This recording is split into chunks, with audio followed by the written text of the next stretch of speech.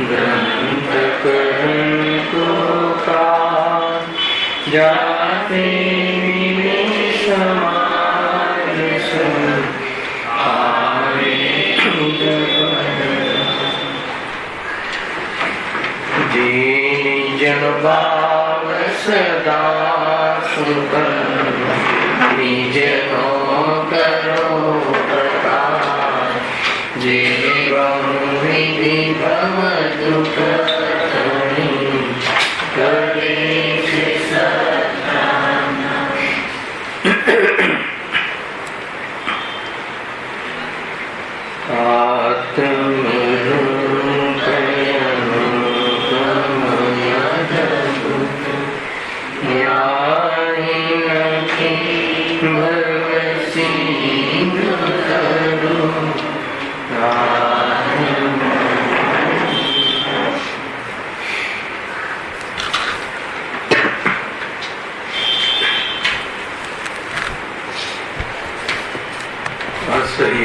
मोक्ष मार्ग प्रकाश ग्रंथ से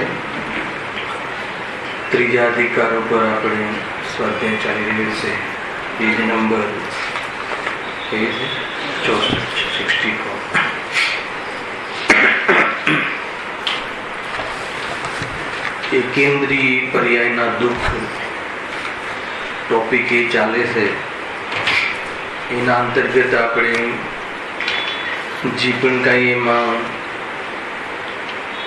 અહીંયા પંડિતજીએ વાત કહી હતી પરાવર્તન આદિ એની વિશેષ ચર્ચા આપણે થઈ ચૂકી છે. કુલ મળીને એ વિઝન બતાવવું હતું કે આ જીવે સંસારની અંદર એકેન્દ્રિયમાં ઘણો કાળ વિતાવ્યો છે.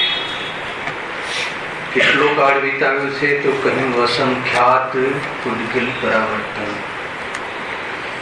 અસંખ્યાત પૂતગલ પરાવર્તનમાં કેટલો કાળ એનો ભાવ વાસાવન કરાવવા અર્થે આપણે એનો વિસ્તાર પણ અહીંયા કર્યો. પંડિતજી પણ એમાં લખ્યું છે કે અસંખ્યાત પૂતગલ પરાવર્તન આ જીવે એકેન્દ્રિયમાં કાળ કાઢ્યો.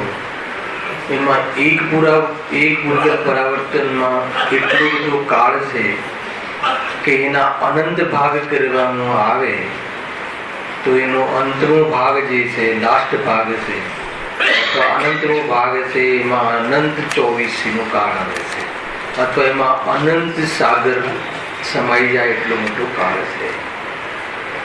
તો તરત બીજો પ્રશ્ન એ થાય છે કે અહીંયા આ જીવે એકેન્દ્રિયમાં આટલો બધો કાળ વિતાવ્યો એ કહેવા પાછળનું શું ફિલોસોફી છે,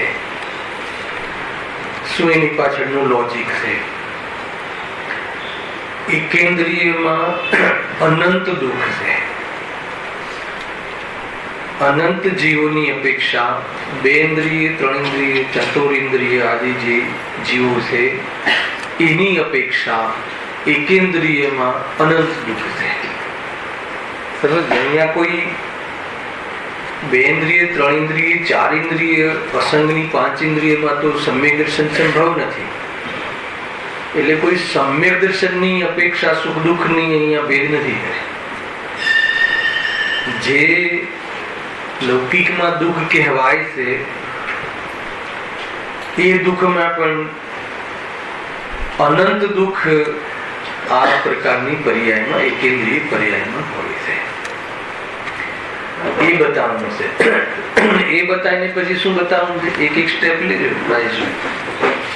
એ બતાવીને બતાવવાનું છે કે હવે તને આપણને જે ભાવ મળ્યો છે એ આવી જગ્યાએ ન જવું પડે એનો ઉપાય આ ભાવમાં કરી શકીએ.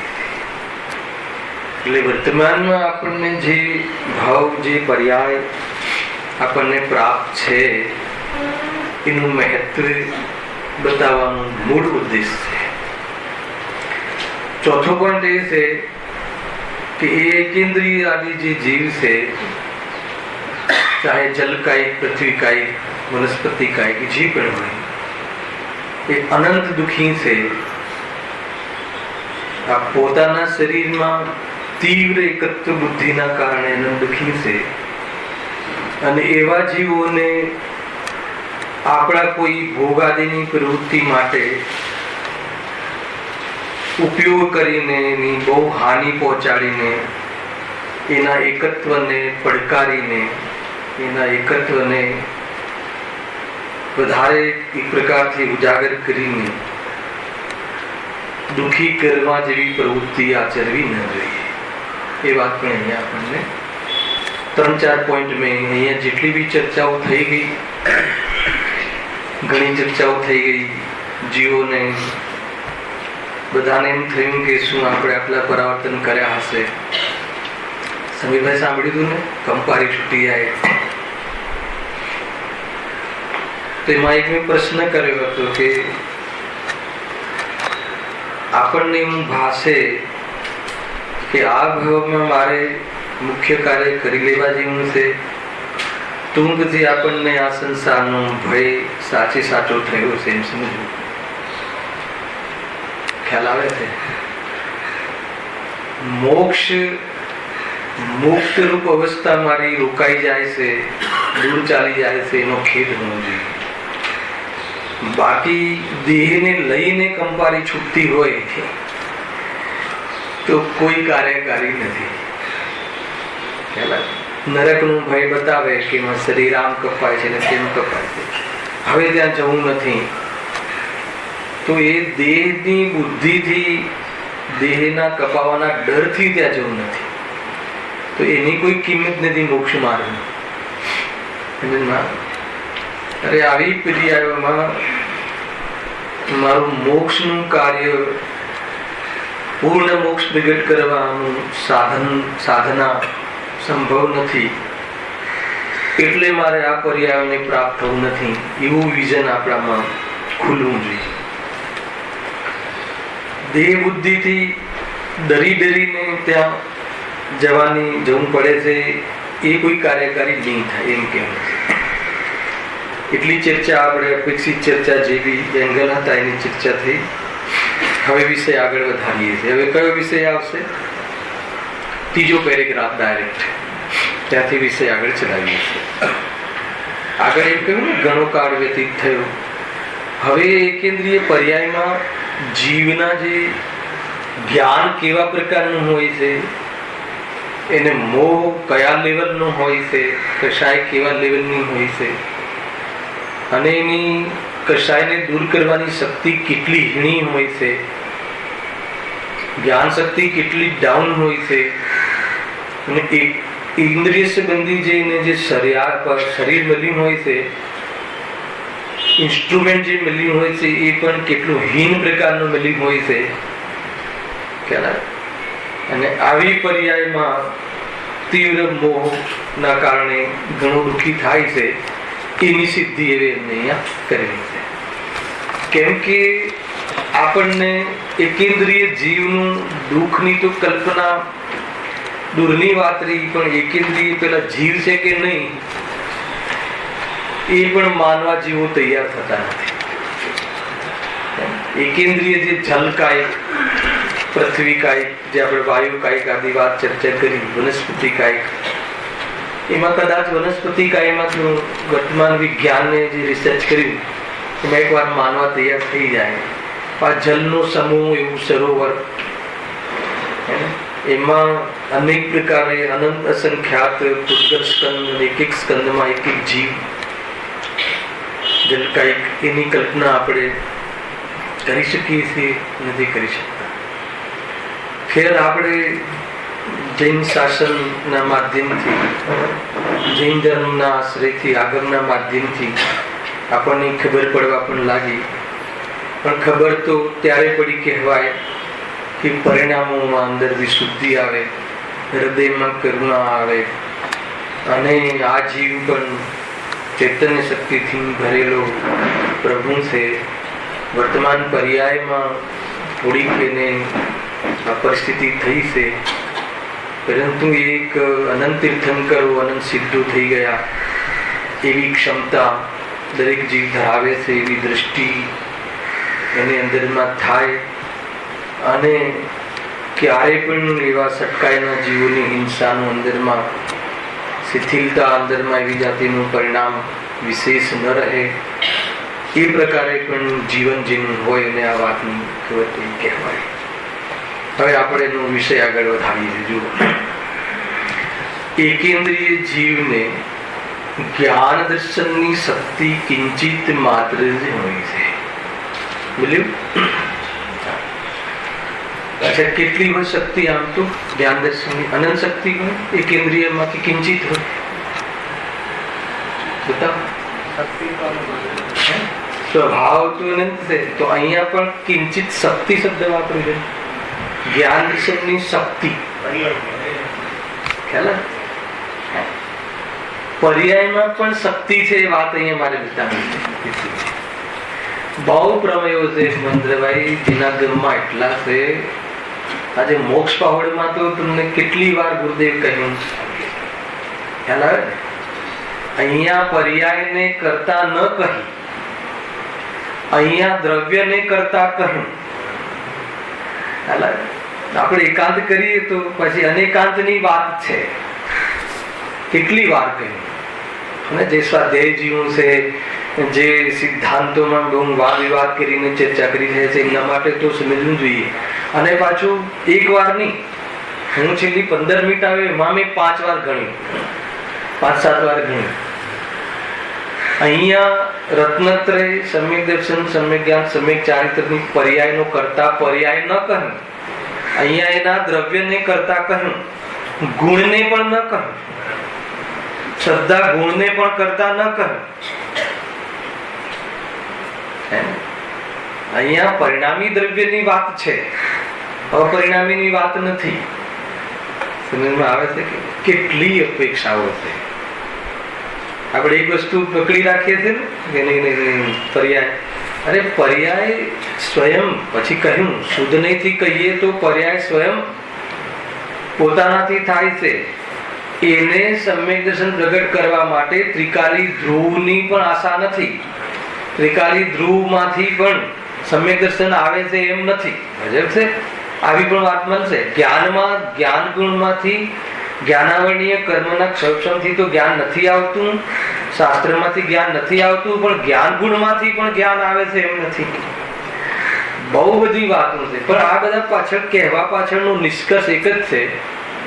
ખ્યાલ? જ્યારે સ્વયં પર્યાય સ્વયં પર્યાય પોતાના સ્વરૂપને અનુભવ કરી અને સમ્યક દર્શન રૂપ અનુભવ કરે છે, તો પર્યાયની સ્વતંત્રતા બતાવી છે. એને મારે આત્માનો આશ્રય લેવો છે એટલો પણ ભાર બરદાસ્ત નથી કરાવતો.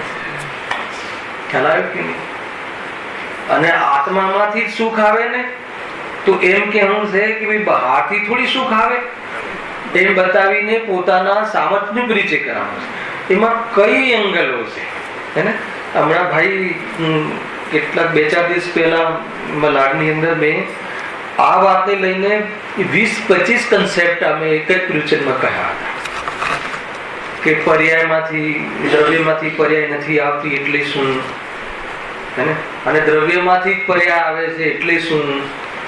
એવી અનેક પ્રકારની ચર્ચાઓ અમે ત્યાં, અનેક વિઝનો, જે બધા છૂટાછવાયા પ્રમેયો હતા ને ગુરુદેવના, એક જગ્યાએ અમે ચર્ચા કરી.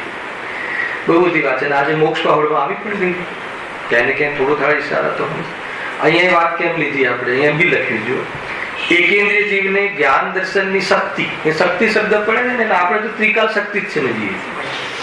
અહીંયા શક્તિ પર્યાયની શક્તિ લીધી છે. કેમ કે લખ્યું કિંચિત માત્ર જ હોય છે, કેમ કે શક્તિ તો પરિપૂર્ણ હોય. દ્રવ્યમાં જે સ્વભાવ છે તો પરિપૂર્ણ છે, પણ વર્તમાન પર્યાયમાં એની જે યુટિલિટી કરવાની જે શક્તિ છે ને એ કિંચિત હોય છે. ખ્યાલ? મેં ઘણી વાર આ લીધેલું છે પર્યાયમાં. જેમ કે આપણે એ રીતે લઈએ છીએ ભવેનભાઈ કે ઘરમાં બે ભાઈ હોય તો આપણે એ રીતે એમ પરિચય આપીએ છીએ કે ભાઈ આ એક દીકરો તો એટલો હોશિયાર છે ને કે એક વાર વાંચે ને તો બધું યાદ રહી જાય. બધું મતલબ 1 નંબર, ફર્સ્ટ નંબર લાગી દે. અને અમારો બીજો દીકરો છે ને બહુ વાંચે છે, બહુ અભ્યાસ કરે છે, પણ માંડ પાસ થાય છે. એ કયા આધારે કહ્યું કે આની પર્યાયની ક્ષમતા તો જોરદાર છે, પણ એની પર્યાયની ક્ષમતાને અનુસાર ઉદ્યમ નથી કરતો, અને આ ઉદ્યમ ઘણો કરે છે પણ એની પર્યાયની એટલી ક્ષમતા જ નથી. તો પર્યાયની શક્તિમાં બહુ ભેદ પડે છે. આપણને અત્યારે આપણી પર્યાયની શક્તિ કેટલી, મોક્ષ માર્ગની અંદર આ પર્યાયની શક્તિનું થોડું તમને હું પરિચય કરાવું. આપણી જે પર્યાય છે વર્તમાનમાં, આપણામાં જે કેવલ જ્ઞાન નામની શક્તિ છે એ તો પરિપૂર્ણ છે, અનંત પદાર્થોને જાણી શકે એવી શક્તિ તો છે, બરાબર છે. એવી રીતે આપણી ચારિત્રની પણ શક્તિ છે, અનંત સુખ પ્રાપ્ત કરી શકે એવી શક્તિ છે, પણ વર્તમાનમાં કેટલું સુખ પ્રાપ્ત કરવાની ક્ષમતા છે પર્યાય, ખ્યાલ છે તો હે ચિન્મય? બરાબર, વધારામાં વધારે 7મું ગુણ સ્થાન હે ને, એને એ બી બીજો વિભાગ નહીં, બે છે ને, એક સાતિશય પરમાત્મા, બીજું કયું છે સ્વસ્થાન. તો શ્રેણી માંડી શકે, મોક્ષે જઈ શકે એવી વર્તમાન પર્યાયની ક્ષમતા નથી. વર્તમાન પર્યાયમાં એવી ક્ષમતા નથી, પણ મુનિ અવસ્થા સુધી જઈ શકે.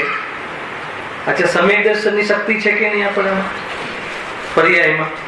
અને એકેન્દ્રિય ઝાડનો જીવ છે એનામાં સમ્યક દર્શનની શક્તિ છે કે નહીં પર્યાયમાં? નથી. હે, અસંગી પંચેન્દ્રિય જીવ સુધી પર્યાયમાં શક્તિ નથી, ન કરી શકે સમ્યક દર્શન. આપણે એટલે એકેન્દ્રિય જીવ એમ કહ્યું ને, નરક કરતા બી અનંત ગણું દુઃખ એકેન્દ્રિય આદિમાં છે. નરકમાં તો સમ્યક દર્શન કરવાની શક્તિ છે પર્યાયમાં, નારકીને તો. એકેન્દ્રિય જીવને તો એટલી પણ ક્ષમતા નથી. સમજા શક્તિ, પર્યાયની શક્તિ.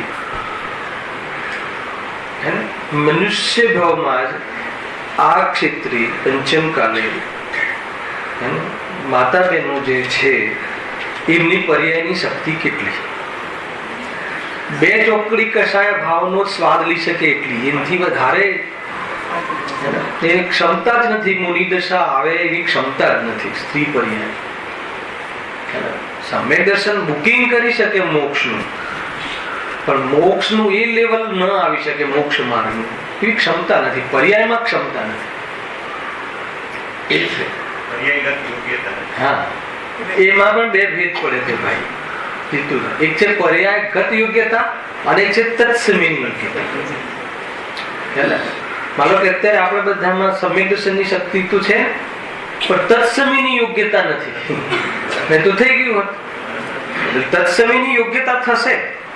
તત્સમીની યોગ્યતા એ રીતે પુરુષાર્થ કરે તો એ સમયની યોગ્યતા એવી થઈ જાય છે કે 12માં કઈ બી પરિસ્થિતિ હોય જીવ આત્મદર્શન કરી લે છે. ભલે બધી શરીરમાં રોગ હોય અને બસ અંતર્મુલત કાળ જેનો આ જીવનમાં હોય તો બી આત્મદર્શન કરી લે. તત્સમીની યોગ્યતામાં મૂળ તાકાત છે. કે વિષય અહીંયા બીજો ચાલે છે, પણ આ તમને શક્તિ શબ્દ આવે ને ભ્રમ થઈ જાય છે ને, શક્તિ શબ્દ આવે ત્રિકાળ જ સમજવી, એ વાત નથી. અહીંયા કહી લીધી કે ઉઘાડરૂપ જે શક્તિ છે જાણવાની, પછી જાણવાની શક્તિ પછી એનો ઉપયોગ કરવો, એમાં ઉદ્યમ કરવો એ જુદી વાત. આપણને સમ્યક દર્શનની શક્તિ છે, જો જીવ શક્તિનો ઉદ્યમ કરે, એ અનુસાર જો ઉપાય કરે, એ અનુસાર પુરુષાર્થ કરે તો સમ્યક દર્શન લઈ લે. પણ કેમ નથી કરતો? કારણ નથી પાકી. કેમ નથી કરતો? હોનાર નથી. કેમ નથી કરતો? પેલા હજુ કોઈ નિમિત્ત એવા સરખા મળ્યા નથી. કેમ નથી કરતો? બધા એ નથી કરવું એટલે નથી કરતું, બસ એક જ. એને હજુ કષાયોમાં, એને પંચેન્દ્રિયના ભોગોમાં હજુ એને બહુ ગમે છે, એટલે એને સુખી થવું નથી ગમતું, એટલે નથી કરતું.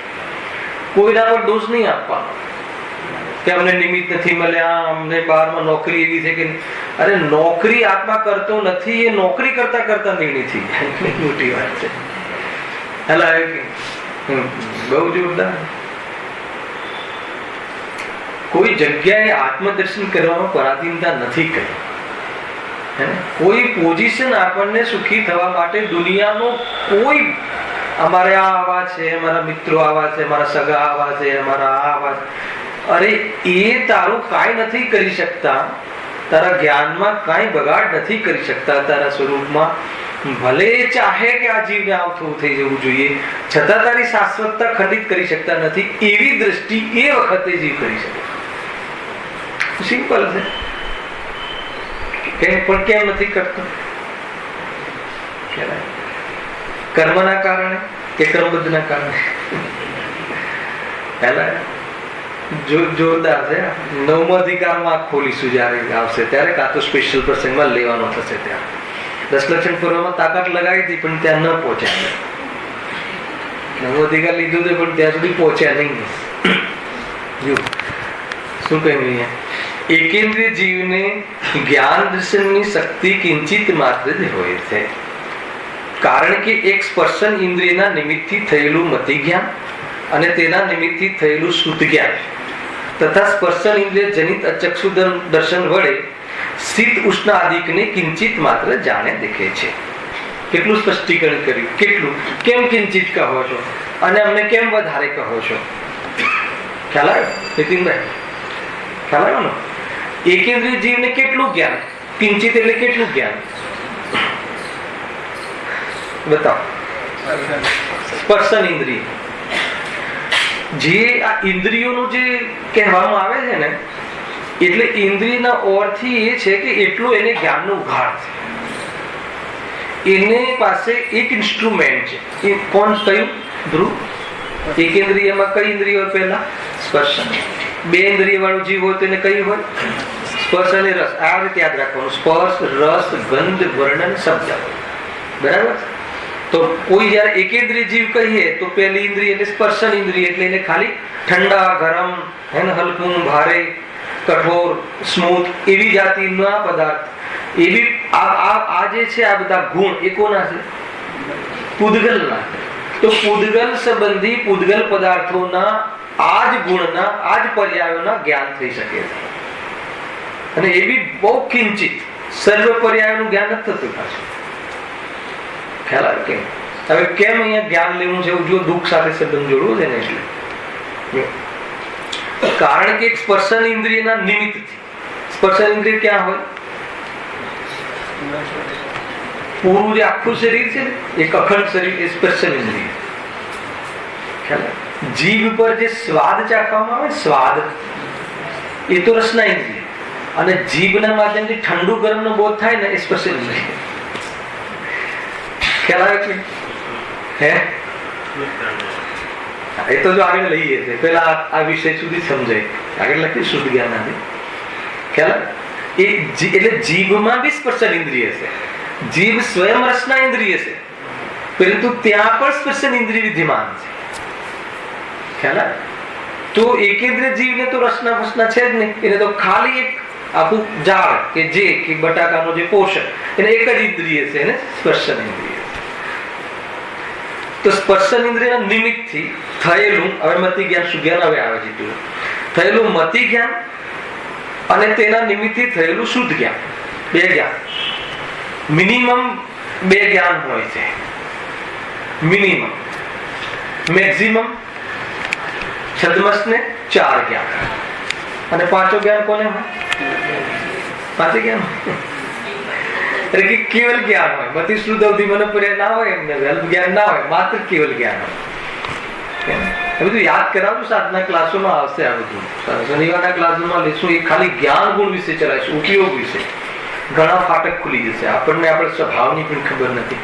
એ સ્વભાવ તો પરિપૂર્ણ છે, પણ વર્તમાનમાં કઈ પોઝિશનમાં છે અને સ્વરૂપમાં ડૂબીએ તો કઈ કઈ પોઝિશનોમાં આવે અને પરિપૂર્ણતા કોને કહેવાય, એ જ્ઞાનનો જે વ્યવસાય છે કેવી પ્રકારનો છે, કેવી રીતે જ્ઞાન પોતાનો જ્ઞાન વ્યવસાય કરે છે પદાર્થોને જાણવામાં, અને એમાં એ કરે છે વ્યવસાય જાણવાનો, પણ એમાં ભ્રમ કેમ થઈ જાય છે, એ બધી ચર્ચાઓ, પુષ્કળ ચર્ચાઓ છે. ખ્યાલ આવે? બહુ શાંતિ રાખજો અને એમાં એ આપણે આગળ વિશે લઈશું. અહીંયા શું કહેજો? કારણ કે સ્પર્શન ઇન્દ્રિયના નિમિત્તથી થયેલું મતિ જ્ઞાન અને તેના નિમિત્તથી થયેલું શુદ્ધ જ્ઞાન, 2 મતિ જ્ઞાન અને શુદ્ધ જ્ઞાન. મતિ જ્ઞાન કોને કહે છે? થોડો ક્લાસ સિસ્ટમ લઈ. મતિ જ્ઞાન કોને કહે? 5 ઇન્દ્રિયો અને મન, એના માધ્યમથી જે બી પદાર્થોનું પ્રતિભાસ થાય, નિર્ણય થાય, એ મતિ જ્ઞાન. બરાબર. હવે શુદ્ધ જ્ઞાનમાં એના નિમિત્ત, એટલે કોના નિમિત્ત? મતિ જ્ઞાન. મતિ જ્ઞાનમાં જે પદાર્થ જાણવામાં આવ્યો એ પદાર્થનું જે વિશેષ જ્ઞાન થાય એને શુદ્ધ જ્ઞાન કહે. તમે એટલું જ લો, આમાં તો બહુ બધા ટોપિકો છે, હાલ એ ટોપિક આપણો વિષય નથી, એને શુદ્ધ જ્ઞાન કહેવાય. અહીંયા 5 ઇન્દ્રિયો અને મન માધ્યમ લીધા, એમાં જેને જેટલી ઇન્દ્રિયો હોય, આને કેટલી ઇન્દ્રિય છે? માધ્યમ એક. એમાં એને મતિ જ્ઞાન થાય. માનો કે સ્પર્શન ઇન્દ્રિયનું માધ્યમ લીધું અને આ ઠંડુ છે, એને ઠંડુ છે, આ ઠંડી હવા છે એવું એને જ્ઞાન થયું. બરાબર છે. પછી આ ઠંડી હવા જે છે એ મને ગમે છે, એ મને ઈષ્ટ છે, અને આ મને અનિષ્ટ છે એવું જ્ઞાન પ્રવર્ત્યું, એ શુદ્ધ જ્ઞાન છે. ખ્યાલમાં એના ભેદ કરીને જે કરવી, ઠંડાનું જ્ઞાન થયું અને ઠંડાના પાછા ભેદ કર્યા, મોટા મોટા તમે આરતી લઈ લો. હવે એનું જે શુદ્ધ જ્ઞાન છે ને અનક્ષરાત્મક શુદ્ધ જ્ઞાન છે, અક્ષરાત્મક શુદ્ધ જ્ઞાન નથી. અને આપણે કહ્યું છે અને અનક્ષરાત્મક આપણે બંને છે. પંચેન્દ્રિય જીવને, મન વાળું પંચેન્દ્રિય જીવને અક્ષરાત્મક જ્ઞાન પણ છે અને અનક્ષરાત્મક જ્ઞાન પણ. બાકીની ઇન્દ્રિયોમાં જે જ્ઞાન થાય છે ને, કર્ણેન્દ્રિય સિવાય જે બી ઇન્દ્રિયો સંબંધી પદાર્થોનું જ્ઞાન થાય છે એને અનક્ષરાત્મક જ્ઞાન કહે છે. અને કર્ણના માધ્યમથી જે થાય છે એને અક્ષરાત્મક જ્ઞાન કહે છે. અને એ જ્ઞાનમાં સૌ પ્રથમ મતિ જ્ઞાન થાય, એટલે કોઈ જે પણ પદાર્થ છે એનો નિર્ણય થાય અને એ પદાર્થ સંબંધી વિશેષ જ્ઞાન કરે એને શુદ્ધ જ્ઞાન કહે. આપણને એમ લાગે કે આ મતિ શુદ્ધ જ્ઞાન આપણે પણ છે અને આને પણ છે, એકેન્દ્રિય જીવને પણ છે. તો મતિશ્રુતમાં આ ક્વોલિટી લેજો, મતિશ્રુતમાં આ લક્ષણ પકડજો. ઇન્દ્રિયોના માધ્યમથી જે પદાર્થનો નિર્ણય થાય છે, પદાર્થનો બોધ થાય છે, નિર્ણય એટલે બોધ લેવો, બોધ થાય છે, જ્ઞાન થાય છે, પ્રતિભાસ થાય છે, જણાય છે, એ જ્ઞાનને મતિ જ્ઞાન કહે છે. બરાબર. અને મતિ જ્ઞાનથી જાણેલા પદાર્થોનું વિશેષ જ્ઞાન થાય એને શુદ્ધ જ્ઞાન કહે. તમે આટલું સિમ્પલ આની ફોર્મેશન લો. હવે કેટલું? તો જેને જેટલી ઇન્દ્રિયો હોય એટલું. બરાબર. અને એ સંબંધી જ્ઞાન થાય છે. અને આપણને તો શ્રુત, હવે આપણું જે શ્રુત છે, આપણી પાસે જે શ્રુત જ્ઞાન છે એને શ્રુત એટલે વિશેષ જ્ઞાન. તો એ એવું નથી કે કાનથી શ્રુત જ્ઞાન થાય. શ્રુત એટલે સાંભળવું થાય. આંખથી શુદ્ધ જ્ઞાન થાય કે ના થાય ભાઈ? કેમ? શ્રુત એટલે તો સાંભળવું થાય. એક મિનિટ. હા, અચ્છા, નાકથી વાંચેલ. હજુ તમને એ જ ક્લેરિફિકેશન છે કે શબ્દ વાળું. હવે નાકથી શુદ્ધ જ્ઞાન થાય કે ના થાય? એટલે મેં શુદ્ધ જ્ઞાનમાં શું લક્ષણ પકડાવ્યું કે વિશેષ જ્ઞાન. હવે તમે નાકના માધ્યમથી ઘ્રાણેન્દ્રિય ઇન્દ્રિય થઈ ગઈ, એના માધ્યમથી આ સુગંધ, અહીંયા સુગંધનો બોધ થયો, એ શું થઈ ગઈ? મતિ જ્ઞાન. અને આ સુગંધ ગુલાબની છે કે ચમેલીની છે, એમ જે વિશેષ જ્ઞાનમાં જ્ઞાન વિશેષ વ્યવસાય કરવા લાગે શુદ્ધ જ્ઞાન. ખ્યાલ એ છે. અહીં શુદ્ધ જ્ઞાન એટલે સાંભળવાથી સીમિત નથી. શુદ્ધ જ્ઞાન, શુદ્ધ નો અર્થ તમને આ રીતે એકદમ ભણવું હોય ને તો આપણે શનિવારના સાદા ક્લાસમાં એક વસ્તુને ભણીશું અને ક્લેરિટી થઈ જાય. અને પછી એનું શું લાભ છે, એનાથી આપણે શું કામ છે, એની ચર્ચા પછી એ તો પ્રયોજન તો લેવાનું છે. પેલા જાણવું તો જોઈએ ને કે હું છું તો કેવો છું, અને મારી વર્તમાન પર્યાય કેવી છે, મારો સ્વભાવ કેવો છે, અને મારી વર્તમાન પર્યાયમાં કેમ આટલી કમજોરી છે, સ્વભાવ પરિપૂર્ણ અને વર્તમાન પર્યાયમાં આટલી હિંમતા. સ્વભાવ તો પરિપૂર્ણ, એક સમયની પર્યાયમાં બધું જણાય, એટલી અંદર એમાં લક્ષ કરીએ તો એવો સ્વભાવ ખુલે. ને વર્તમાનમાં કેવું જ્ઞાન છે? વર્તમાનમાં તો આમ યાદ કરવું પડે. આમ પૂછે ને ચીરુભાઈ કાલ સાથે શું જમ્યા હતા, તમારે યાદ કરવું પડે. કાલની વાત, સવારે તમે શું લીધું દૂધ સાથે, તો યાદ કરવું પડે. એટલું જ્ઞાન આપણું હોય. અહીંયા તમે બેઠા હોય ને, અને અહીંયા બેઠાનું 1 મિનિટ પહેલા શું બોલ્યો ને, તમારો ઉપયોગ બીજે લાગેલો હોય ને, તો તમે તમારું એનો બોધ જ ના થાય. એ વર્તમાન પર્યાય એટલી જ પણ એટલું જ્ઞાન તો આપણી પાસે ખુલેલું છે. હવે આપણું શ્રુત જોડે લેતા જઈએ. આપણું મતિ શ્રુત ને ઝાડનું મતિ શ્રુત. સાંભળજો, મારે કઈ બહુ મોટી વાત કહેવી છે. ઝાડ પાસે બી મતિશ્રુત છે, આપણી પાસે પણ મતિશ્રુત છે. એની પાસે બી પદાર્થનું સામાન્ય જ્ઞાન કરીને વિશેષ પદાર્થનું બોધ કરી શકે છે, પણ એની પાસે ખાલી એકેન્દ્રિય સંબંધી એટલે ખાલી પદાર્થનું ઠંડા ગરમ સંબંધી એ જ એટલું જ જ્ઞાન કરી શકે છે. અને આપણી પાસે કેટલું જ્ઞાન છે? આપણું શુદ્ધ જ્ઞાન કેવું છે? આપણે હિતનો, એ ઠંડા ગરમ થી બચવાનો, હે ને, એનું ભેદ જ્ઞાન કરીને આત્મકલ્યાણ કરવાનો, અને એટલો જ્ઞાનનો મન દ્વારા, મનના આપણે એક મન ઇન્સ્ટ્રુમેન્ટ આપ્યું છે આપણને. કોને આપ્યું છે? ગિફ્ટ મળી છે. ખ્યાલ? તો એમાં શું પુરુષાર્થ કર્યો? મળ્યું છે. બરાબર. હવે એટલો જ્ઞાનનો વિકાસ થયો છે કે આપણે વિચાર જ્ઞાન છે આપણી પાસે. અને આપણું શુદ્ધ જ્ઞાન વિચાર કરી શકે એ કોટીનું છે. એને શુદ્ધ જ્ઞાન છે, પણ વિચાર કરી શકે એ કોટીનું નથી. એટલું ડેવલપ જ્ઞાન છે આપણું. આપણે વિચાર કરી શકીએ છીએ કે અહીંયા જશું તો પડી જવાશે, અહીંયા જશું તો નહીં પડાય, આમ બેસીશું તો આમ થશે, અહીંયાથી બચી શકાશે. આ બધું મારે એ નતું બતાવવું, એ તો બધાને ખબર છે. પણ એ જ્ઞાન મળ્યું આપણી પાસે. સ્વ અને પરનું ભેદ જ્ઞાન કરી શકે, વિચાર કરી શકે. આ દેહ મારો ક્યાં હોઈ શકે, ના હોઈ શકે, એનાથી હું ભિન્ન છું, હું તો પરિપૂર્ણ છું, એવો વિચાર કરી શકે. અને એવો વિચાર કરીને શું કરી શકે? ભગવાન બની શકે. એ શ્રુત જ્ઞાન, કેવલ જ્ઞાન કેવું હોય એ જાણી શકે, અને એ જાણીને કેવલ જ્ઞાન પણ નમી જાય. શુદ્ધ જ્ઞાન એવું જ્ઞાન છે. નાની નાની વાતો કહું છું, પણ બહુ મોટી મોટી વાત છે. મારે શું કેવું છે? હવે જો આપણને જે પર્યાયમાં એ શક્તિ મળી છે, અને એ શક્તિનું આપણે પ્રમાણે ઉદ્યમ ન કરીએ, એનો ઉપયોગ ન કરીએ, એની યુટિલિટી ન કરીએ, તો ઝાડ, એકેન્દ્રિય ઝાડનું જે મતિશ્રુત છે અને આપણું મતિશ્રુત છે, એમાં શું ફરક પડે? એ મજા નહીં આવે. હું એમ કહું ને, ઝાડમાં ને આપણામાં શું ફરક છે? તો આપણને જરા આમ ચૂબે કે નહીં, આટલું બધું કલંક. થોડુંક આમ બરાબર જીતુભાઈ, એમનું મતિશ્રુત અને આપણા મતિશ્રુતમાં શું અંતર છે? તો હા ઠીક છે, આપણું મતિશ્રુત તો કઈ ફરક ના પડ્યો ને. એને તો જ્ઞાન કરવાની ક્ષમતા જ નથી, અને આપણે જ્ઞાન કરવાની ક્ષમતા છે, પણ એ પ્રમાણેનો ઉપયોગ કરતા નથી. તો એનામાં ને આપણામાં શું ફરક પડ્યો? ધ્રુવ ખ્યાલ આવે? એક સ્ટુડન્ટ, એક વ્યક્તિ એવો છે, છોકરો, કે એના ઘરમાં પૈસા જ નથી, અને આપણા ઘરમાં કરોડો રૂપિયા છે, પણ બાપા પૈસા વાપરવા આપતા નથી. તો શું ફરક પડે? તો એ છે ને, તો એ રીતે છે. બસ બધું છે, પણ એમાં શક્તિ છે, કરતું નથી. યુટિલિટી કરતું નથી, એ પ્રમાણે ઉદ્યમ કરતું, એનો ઉપયોગ કરતો નથી. જાણે એમ કે મારું જ્ઞાન વપરાઈ જશે એમ કઈ ઉપયોગ કરતો. ભાઈ બહુ સમજવા જેવી વાત છે. આમાં એટલી બધી વાત કરી કે આપણામાં અને કીડા મકોડામાં શું ફરક પડ્યો? જો આપણે એને તો પર્યામાં ક્ષમતા નથી, અને આપણામાં ક્ષમતા છે, પણ આપણે ક્ષમતાનો સદુપયોગ કરતા નથી. ઉપયોગ તો કરીએ છીએ, પણ કયો કરીએ છીએ? દુરુપયોગ કરીએ. મારે તો મૂળ એના પર લઈ જવું છે ને, આ વાંચતા વાંચતા. એટલે આપણને ક્યારે ચૂબે કોઈ વાત? આમ ક્યારે કોઈ કહેલી ચૂબી ક્યારે જાય? એક સ્પર્શી જાય ને એક ચૂબી જાય. ચૂબી જાય તો વેરાગ આવી જાય, ને સ્પર્શી જાય તો પુરુષાર્થ કરે.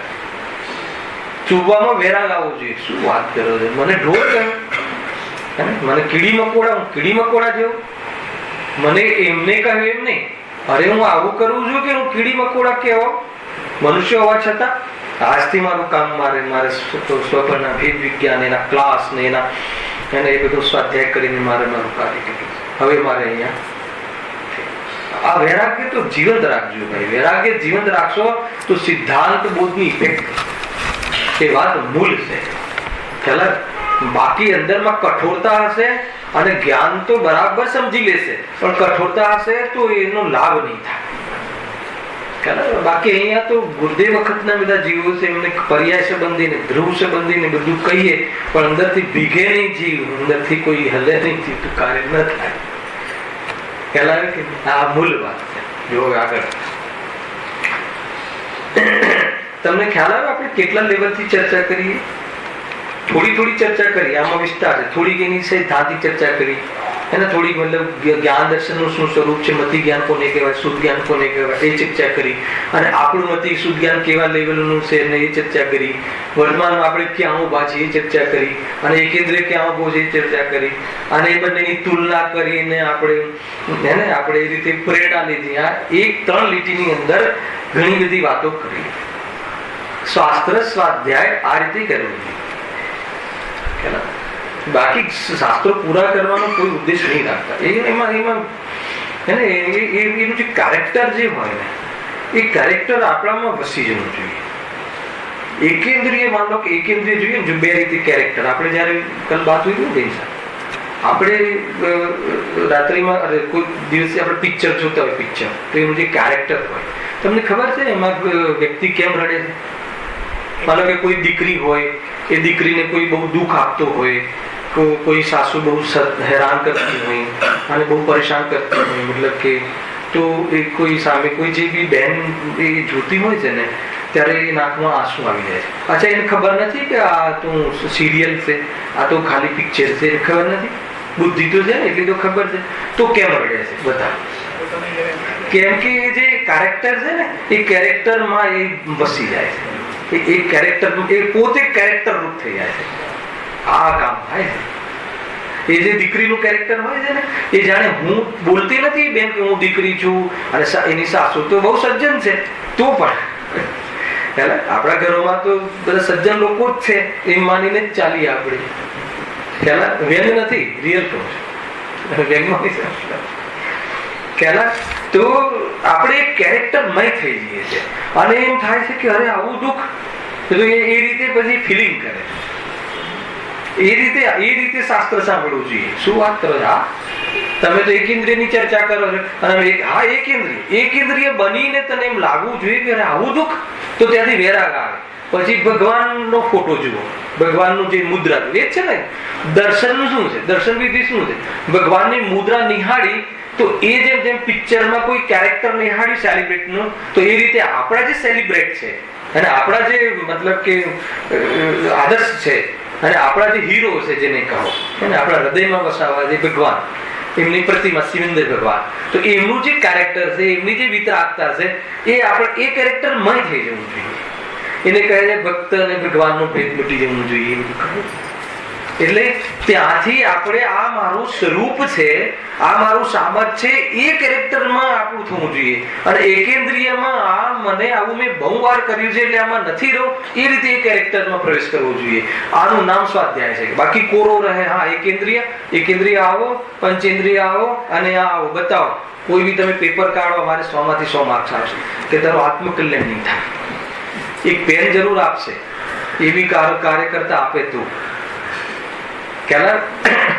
ના આપે તો એ ખ્યાલ આટલું બધું જ્ઞાન એક પેન માટે વિચરી જાય છે. એને ખ્યાલ નથી કે આ જ્ઞાન શું છે. ગાયક સુધી પહોંચવાની વાત છે. ખ્યાલ આવ્યો? અને ગાયકનો અનાદર કરીને જ્યાં જઈએ છીએ ત્યાં હવે નથી જવું એના માટે. એટલે આ બહુ ગંભીર પ્રસંગો છે, આ ગંભીર અવસરો છે. આ અવસરોને તમે શેડ્યુલ અને સામાન્ય નહીં સમજો. તમે જે તમારે લાઈવ નું 24 કલાકમાંથી ભાઈ 1 કલાક અહીંયા પાર્ટિસિપેટ કર્યો છે, એ 1 કલાક 23 કલાકની ઉપર અનંતકાળની ઉપર ભારે પડ્યો છે. 1 કલાક હે ને આ પંચ પરાવર્તન તમે સાંભળ્યા ને, એને કેટલું કરી નાખે, ગણતરીનો કાળ કરી નાખે. આ 1 કલાકમાં અગર જો તમારું કોઈ અંતર્મુહૂર્તમાં કામ, એટલી જોરદાર વાત છે. એટલે એનું સાંભળવાની સ્ટાઇલ, એની થીમ એ રીતે પ્રોસીડ કરો. ખાલી તમે જ્ઞાનનો અને મતલબ કે એક બુદ્ધિનો વિષય નહીં બનાવો, એને હૃદયનો વિષય બનાવો. બુદ્ધિ તો બહુ તેજ છે.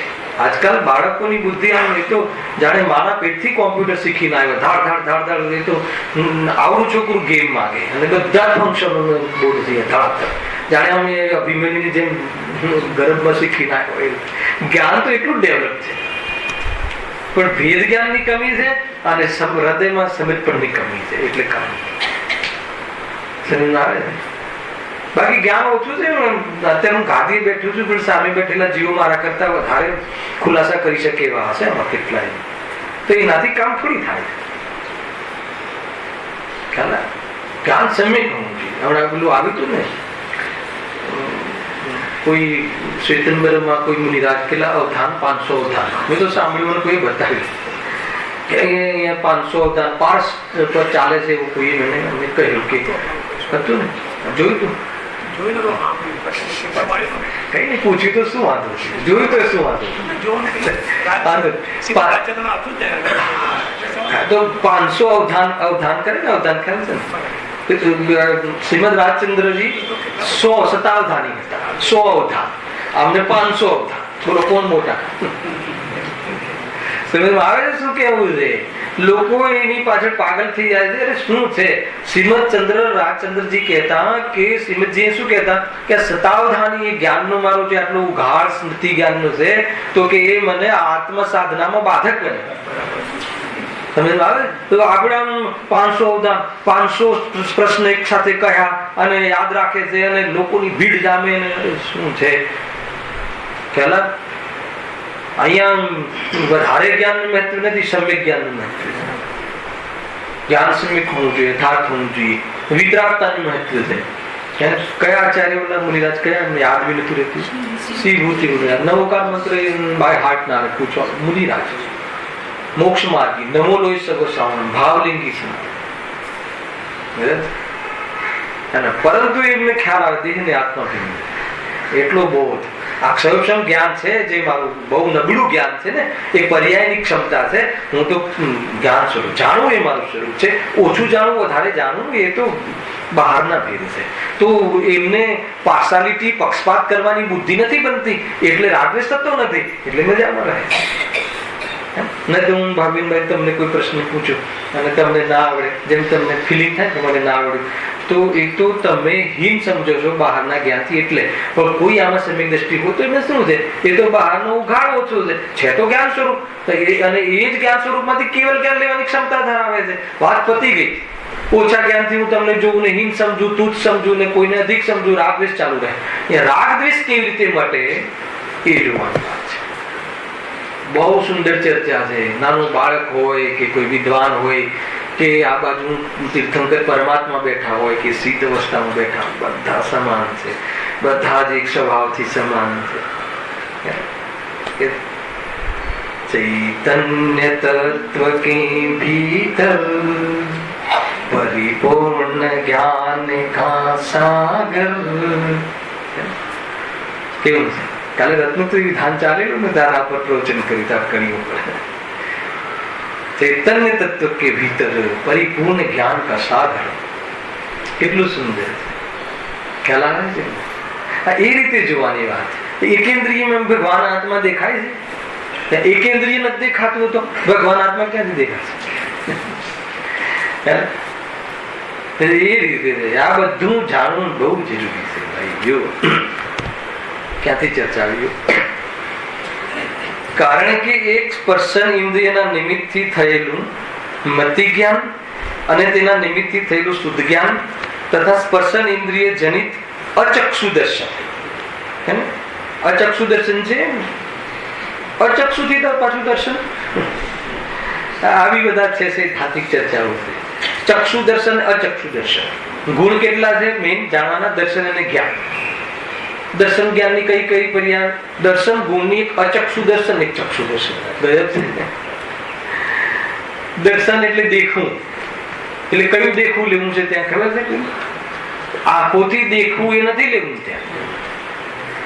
આંખોથી દેખવાને દેખવું કહે છે. એ દેખવાનું નામ દર્શન ગુણ નથી, દર્શન ગુણનું કાર્ય નથી. જે જ્ઞાનમાં જેમાં પદાર્થોનું સામાન્ય પ્રતિભાસ થાય, સામાન્ય અવલોકન થાય, સત્તાવલોકન માત્ર થાય, એને દર્શન કહે છે.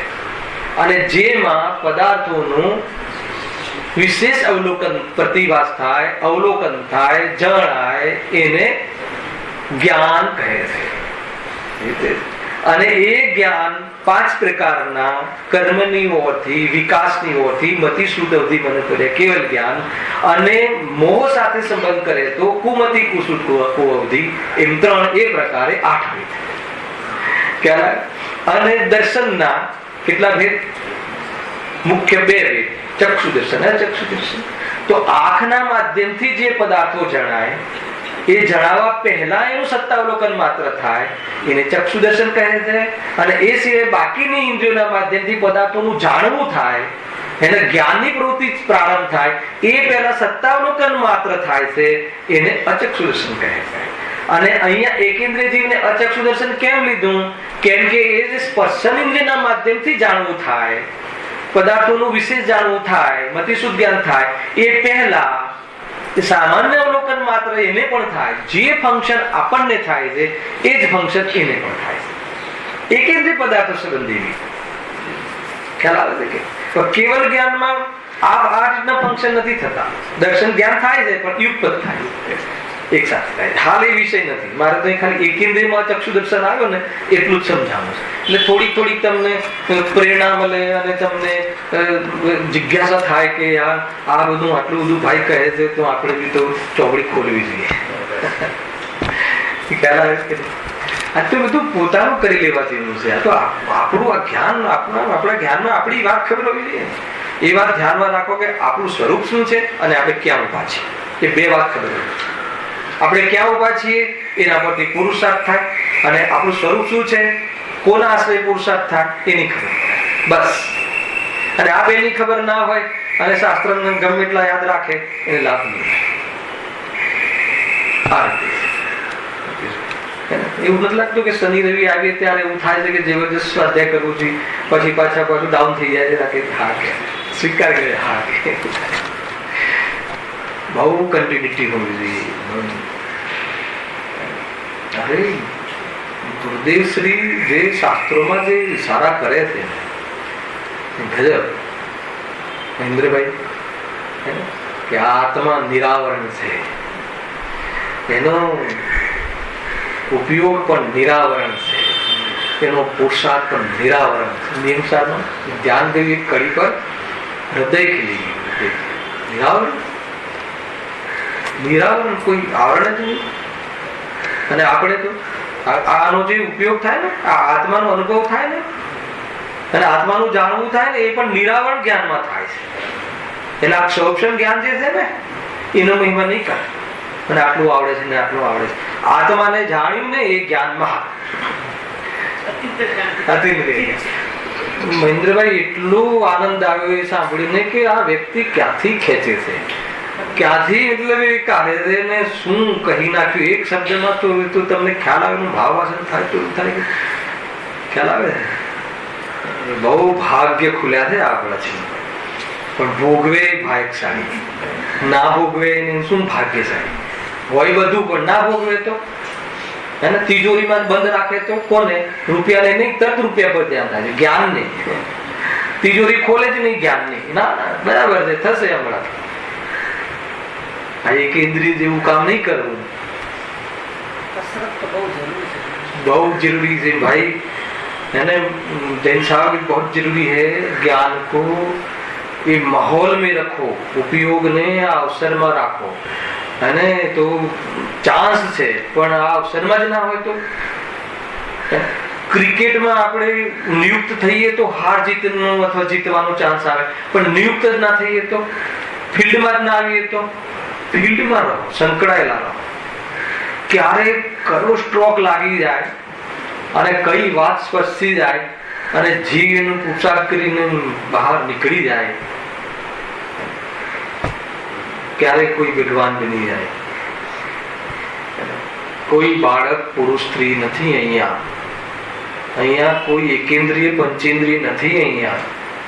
અહીંયા જે પણ છે આચાર્ય કુમકુમ દેવ કહે છે કે અમે તો બધાને ભગવાન આત્મા તરીકે જોઈએ છીએ. અમે તો બધામાં સિદ્ધોની સ્થાપના કરીએ છીએ. જે નરકમાં છે, જે એકેન્દ્રિય ઝાડમાં છે એમાં પણ અમે સિદ્ધોની સ્થાપના કરીએ. જૈન ધર્મનું, જૈન શાસનનું કેટલું મોટું કલેજું છે ખ્યાલ આવે કે નહીં. અત્યારે એકેન્દ્રિયમાં બિરાજમાન છે કે જીવને સિદ્ધ સમાન જોઈ અને એના સિદ્ધ સ્વભાવને, એની ભાવિ પર્યાયને આચાર્ય કુમકુમદેવ નમસ્કાર કરે છે. પહેલી ગાથા લીધી હતી આ. બહુ ઉદાર, બહુ વિશાલ, બહુ ડાયનેમિક, બહુ એ પ્રકારનું આખું આ વિતરાગ વિજ્ઞાન છે. જબરજસ્ત.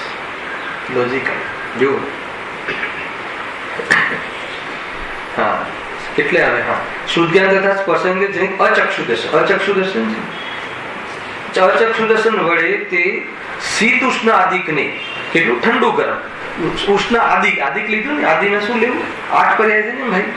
8 છે ને. ઠંડુ, ગરમ, હલકું, ભારે, ચીકણું, વૃક્ષ અને સ્નિગ્ધ. હા એ 8 પ્રકારની પર્યાય છે સ્પર્શ. તો એ સંબંધી પદાર્થોનું કિંચિત માત્ર જ્ઞાન થાય છે. હા કોઈને એમ લાગે કે આટલું જ જ્ઞાન થાય છે, આટલું જ જ્ઞાન થાય છે, બહુ અલ્પ જ્ઞાન છે ને, એકદમ અલ્પ જ્ઞાન છે, અનંત દુઃખી છે.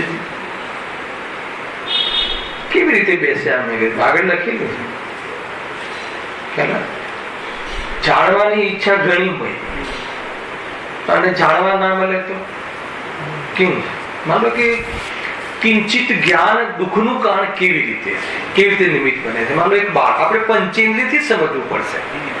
કેમ કે એકેન્દ્રિયનું જે ઓછું જ્ઞાન આપણામાં ઓછા જ્ઞાન વાળું કોઈ વ્યક્તિ લો, એક બાળક નાનો બાળક છે, 1.5-2 વર્ષનું બાળક છે, માંદ મતલબ કે ઘૂંટણી ઘસાઈને ચાલે છે, એવું એક બાળક લઈ. હવે એના ઘરમાં ગેસ ચાલુ છે, કાં તો જૂના જમાનામાં ચૂલો હતો તો અગ્નિ પાસે જાય છે, બરાબર? અગ્નિ પાસે જાય છે તો આપણને એવું લાગે છે કે સુંદર લાગે છે, બાળક કેવું સરસ રમે છે, આ જે ખિલખિલાટ અગ્નિની પાસે, આમ રોડ ઉપર જાય, ચાલુ રોડમાં બધા વ્હીકલ્સ આવતા હોય તો બિંદાસ. તો એ જીવ આપણને એમ લાગે કે જો, પણ ખરેખર એને એ સંબંધી ખબર નથી, એને જાણતો નથી, એને જાણકારી નથી, એનું જ્ઞાન નથી એ સંબંધી. તો એ અજ્ઞાનતાના કારણે એ કેટલો દયાને પાત્ર છે. ખ્યાલ હમણાં કઈનું કઈ એને થવાનું છે, એ અજ્ઞાન છે, એ દયાને પાત્ર છે. એ રીતની એમ થાય છે. માની લો કે તમે લો કે આપણી પાસે અત્યારે 5 ઇન્દ્રિયની મન છે ને, એના દ્વારા બધા પદાર્થોનું, આપણે ઘણા પદાર્થોનું જાણવું, આ તે, શું ખાવું, શું પીવું, ક્યાં બેસવું, ક્યાં ઉઠવું. હવે એક ઇન્દ્રિય આપણને કોમામાં જતો રહે, કોઈ જીવ એકદમ ડાઉન થઈ જાય તો કેવી દશા થતી હશે? અથવા જ્ઞાન ડાઉન થઈ, આપણે મતલબ જાણવું છે, દેખવું છે પણ દેખાતું નથી, સાંભળવું છે પણ સંભળાતું નથી, એને વિચારવું છે પણ વિચારની શક્તિ એને ડાઉન થઈ ગઈ છે, તો કેવી હાલત થાય? તમે એનું રિયલાઇઝ કરો. એક ઇન્દ્રિય તરફનું મારે બતાવું, આપણે જાણવું છે, આપણે કોઈ વ્યક્તિ શું વાત કરી રહ્યો છે સાંભળવું છે પણ સંભળાતું નથી, આપણે પણ બધું વાંચવું છે, દેખવું છે પણ દેખાતું નથી, હે ને? એ રીતની પરિસ્થિતિ થઈ જાય તો કેટલી આકુરતા થાય? અનંત આકુરતા થાય. કેટલી આકુરતા થાય? જાણવું છે, શું કહ્યું, ક્યાં મૂક્યું હતું, યાદ કરવું છે પણ યાદ આવતું નથી, તો કેટલી આકુરતા થાય? જ્યારે આપણને તો યાદ આવતું નથી પણ એને તો જાણવાની અને સાંભળવાની ને દેખવાની અને સૂંઘવાની અને એને તો એ સંબંધીની શક્તિ જ નથી. સમજમાં આવે છે? હવે કેટલી આકુરતા! જો દુઃખ હોવું અને દુઃખ વ્યક્ત થવું એ બંનેમાં અંતર છે. કોઈ દુઃખ વ્યક્ત ન થાય તો એને દુઃખ નથી એમ નહીં સમજવું. શું કહ્યું? દુઃખ વ્યક્ત ન થાય તો એને દુઃખ નથી એમ નહીં સમજવું. કોઈ વ્યક્તિમાં સામર્થ્ય ના હોય, એને માનો કે આ ધ્રુવ સામે બેઠું છે, એને અત્યારે હું કાંઈ બી એનું મતલબ કે અપમાન કરી નાખું, કાંઈ બી એને બોલી નાખું, બરાબર છે? હવે એના મનમાં કશાય આવી ગઈ કે આ પંડિતજીને હું પણ જોઈ લઈશ, પણ અત્યારે એનું સામર્થ્ય નથી મને અહીંયા બોલવાનું ને એ રીતે. તો બતાવો કે એને દુઃખ નથી, એ વ્યક્ત નથી કરી શકતો, પ્રતિકાર નથી કરી શકતો, મારી સામે નથી ચડી શકતો, એ દુઃખ દૂર કરવાનો ઉપાય નથી કરી શકતો, એની પૂર્તિ નથી કરી શકતો, તો એ બહારમાં એની કોઈ પ્રવૃત્તિ પણ નથી દેખાતી, તો શું એ દુઃખ વ્યક્ત નથી કરતો તો એ દુઃખી નથી? અરે એ તો વ્યક્ત કરે ને તો કદાચ દુઃખ ઓછું થાય. કોઈ વ્યક્ત કરે તો દુઃખ ઓછું થાય. માનો કે ખબર ને કોઈ મરણને પ્રાપ્ત થાય પ્રિય વ્યક્તિ, તો પછી રડતો નથી, તો બધા શું કહે છે? અરે એને રડાવો, મારે આ કરે, યાદ કરાવ, રડાવો. કેમ? વ્યક્ત કરાવવા માટે. નહીં તો હાલ એ કોમામાં જતો રહેશે, હાલ એ એવો દુઃખી થઈ જશે તો વ્યક્ત ન કરી શકે એમાં બહુ દુઃખ. ભાવાસન કરાવું. એકેન્દ્રિય જીવમાં એ વ્યક્ત કરવાની, જાણવા દેખવાની જેટલી શક્તિ ડાઉન છે, અને એને વ્યક્ત નથી કરી શકતો, પણ દુઃખ નથી. તારે દુઃખ નથી એવું નથી, દુઃખ અનંત.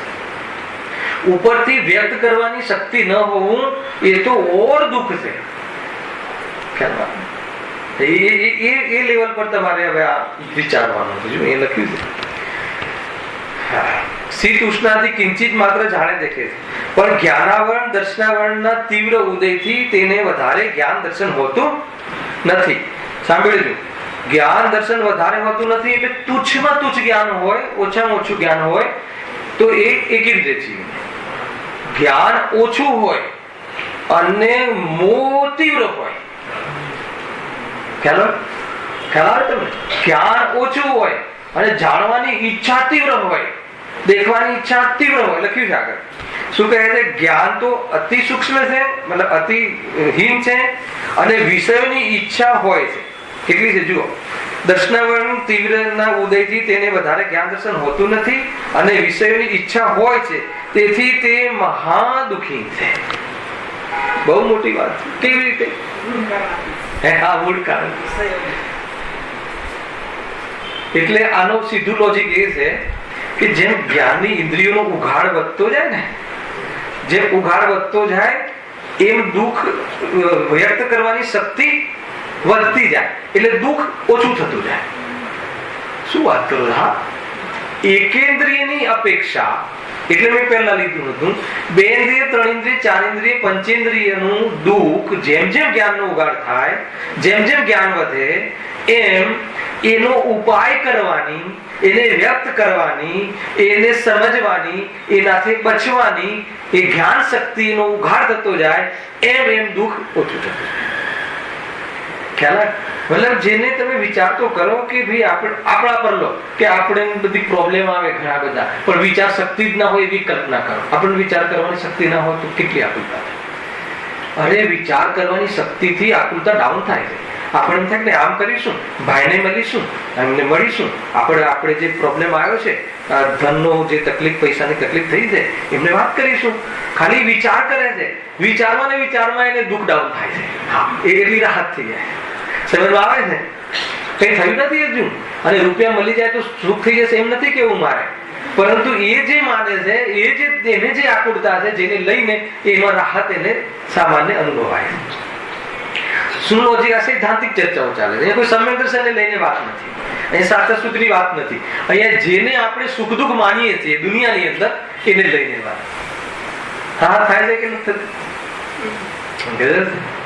આપણે કઈ રોગ થાય અને ડોક્ટરની એપોઇન્ટમેન્ટ મળી જાય, હજી રોગ એને તપાસ્યો નથી, હજી એને નિદાન કર્યું નથી, દવા તો આપવાની વાત દૂર, તો પણ આપણે હવે થઈ જશે.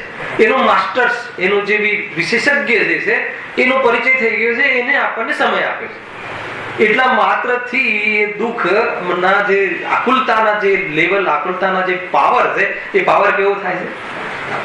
એ અહીંયા લોજિક છે. સમજમાં આવે છે કે નહીં? અરે જ્ઞાન શક્તિ હોય તો ભેદ વિજ્ઞાન કરશે, આત્માનું સ્વરૂપ સમજશે અને સુખી થઈ જશે. ખ્યાલ? પણ આને તો જે 2 ઇન્દ્રિય 3 ઇન્દ્રિય બધા છે ને, મચ્છર આદિ, શું ને આ મચ્છર ને ક્ષુધારો આવે. મચ્છર કેટલા ઇન્દ્રિય જીવ છે? 4 ઇન્દ્રિય. 4 ઇન્દ્રિય જીવ છે એટલે સ્પર્શ, રસ, ગંધ ને વર્ણ. એને આંખ છે, એને દ્રષ્ટિ દર્શન છે, દેખી શકે પદાર્થોનું. હવે એને ક્ષુધા થઈ તો એ શોધી લે છે આપણું લોહી પીવા આપણને, તો એનું સમાધાન થાય છે ને, એનો ઉપાય કરી શકે છે. તો ઉપાય કરી શકે છે એવું જ્ઞાન છે એની પાસે. 4 ઇન્દ્રિય.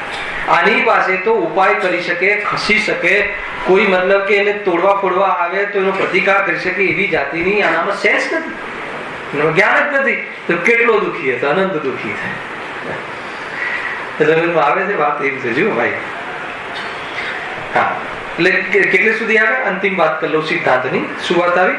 કે જ્ઞાનાવરણ આદિ છે તો એકેન્દ્ર જેટલું જ્ઞાન, અને એમાં પાછું જ્ઞાનાવરણ આદિ એટલું બધું છે કે તીવ્ર ઉદયથી એને વધારે જ્ઞાન દર્શન હોતું નથી અને વિષયોની ઈચ્છા હોય છે, તેથી તે મહાદુખી છે. મહાદુખી કેમ છે?